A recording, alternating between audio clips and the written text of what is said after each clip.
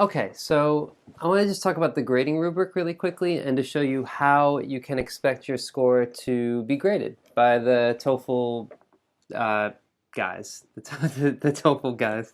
Yeah, the TOEFL guys. Yeah, the TOEFL guys are going to grade it. The TOEFL test graders. Okay.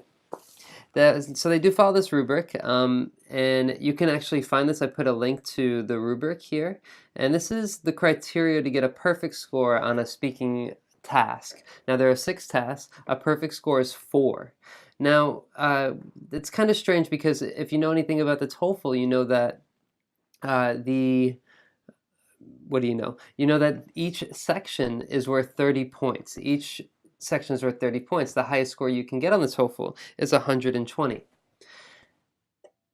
But here you see that there's 6 tasks, they're worth 4 points each, that's a 24, right? So what do? After they give you the score by 24, they multiply it by 1.25, and that's how they get the score out of 30, all right?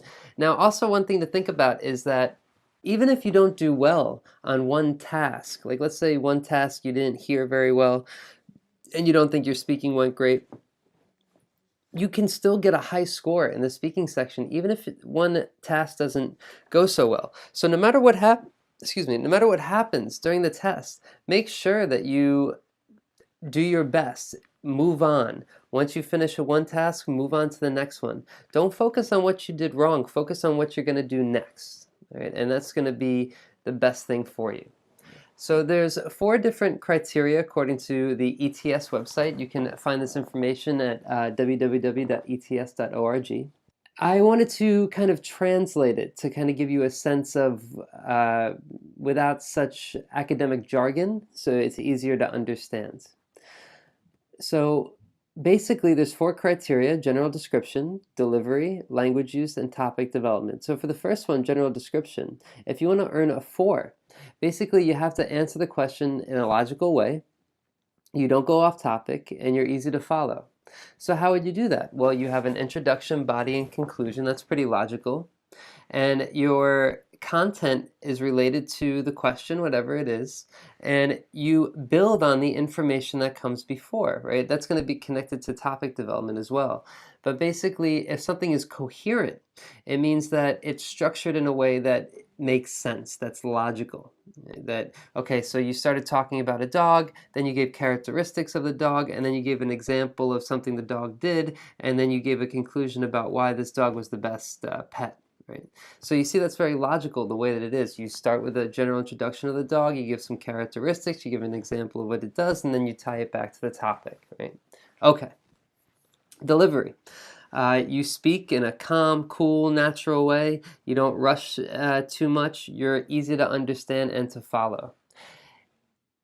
Some students, this is easy. Their delivery is okay. They don't have a strong accent. Other students, it's more difficult. I would if there's certain sounds you have trouble pronouncing, what I would do is that I would try to find some minimal pairs to listen to. So for example, let's say a lot of my Asian students, they have trouble with the pronunciation of R and L. So what I would do if I were you is that I would find a minimal pair, so 2 words that sound like R and L, they're very similar, but you have to pronounce each sound very differently. Or very distinctly. So for example, let's say you have the words read and lead. So you should record yourself saying those: read, lead, read, lead, read, lead. And then have a teacher or somebody else you know give you feedback. And then, or you can also hear yourself. One big thing I always say is to record yourself. I think not enough students do this. People hate their own voice. It's very natural. Get over it. Record yourself. Listen to yourself. Diagnose yourself. Work on your weaknesses and target them. That's how you're going to improve. Language use, you vary sentence structure so you don't keep it like simple. So for example, you say, I went to the movies. The movie was good. I like movies very much. It is fun to go to movies together.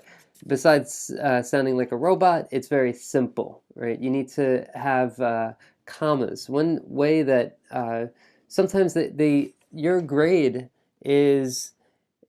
for your writing is part of it is from humans, but part of it is from a robot, from a kind of machine that can pick up certain patterns and grade you. Of course, a person looks at it too, and it's kind of combined with a kind of robot grader and a human.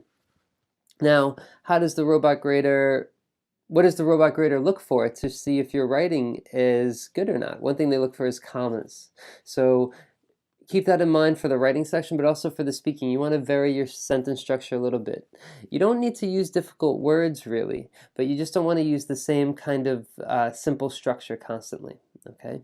If you hear my examples, I don't use big, long, difficult words. You don't have to use big, long words. Don't try to use these complicated vocabulary words. Just try not to be too simple.